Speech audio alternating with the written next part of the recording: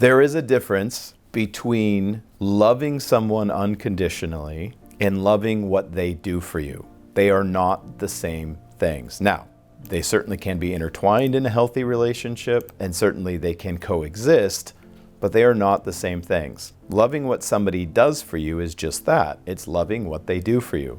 People who exist in that kind of relationship, when they break up with someone or go through a divorce, normally the first thing they do is go find someone else to replace that. That is not real love. That is getting your needs met through the other. That is loving what somebody does for you. And in many cases, it can be replaced. And it is replaced, which is why you'll see people who have, we'll say, a lot of personal things they're still working through, try to use others to fill those holes in their lives, and they can't be single. By the way, that is a massive red flag in my world. If somebody cannot be alone and needs to be with someone, that is not somebody that I think is ready to be in a long-term relationship, because I don't think you can love someone that you need, which is also a highly contentious topic, because a lot of people believe their need for somebody is the reason why they love them. If you believe you need someone, the inherent connection there is self. You are first focused on what they do for you, the need they meet for you.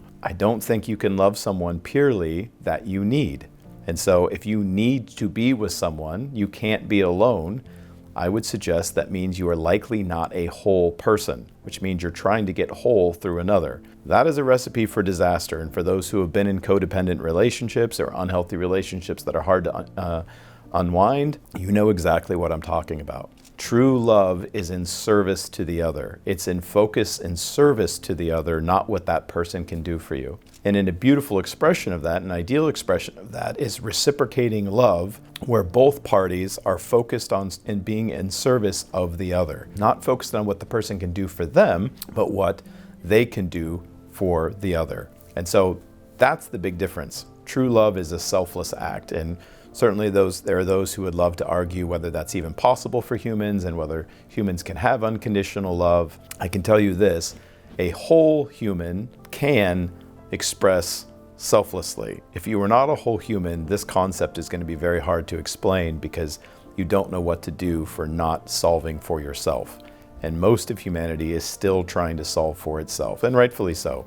That's where we are from a consciousness standpoint. But as I've continued to say recently quite a bit, humanity is still very primitive, and we still act from a very primitive state. I would say, as far as the third dimension is in life on Earth, we're still in the adolescent stage of humanity, which adolescent stage is hallmarked by thinking we know more than we really do and thinking we're further along than we really are. And most of humanity operates from that place. And so it's going to take huge shifts in consciousness, what I really believe is coming, for people to wake up to this idea of a pure expression of love.